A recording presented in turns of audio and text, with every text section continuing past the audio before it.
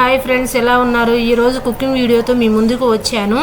ఆ cooking video దొండకాయ పచ్చడి ముక్కలు ఫ్రెండ్స్.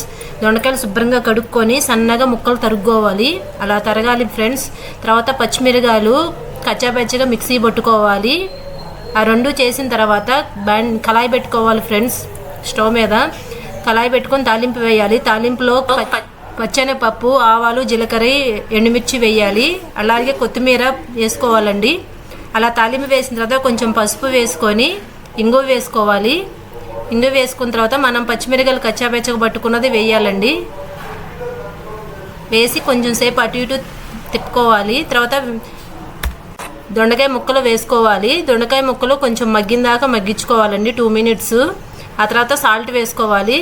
సాల్ట్ వేసి ఒక 2 మినిట్స్ తిప్పుకోవాలండి, మగ్గించుకోవాలి. దొండకాయ పచ్చడి రెడీ అయింది. ఒక గిన్నెలోకి తీసుకోవాలి. Bye bye friends.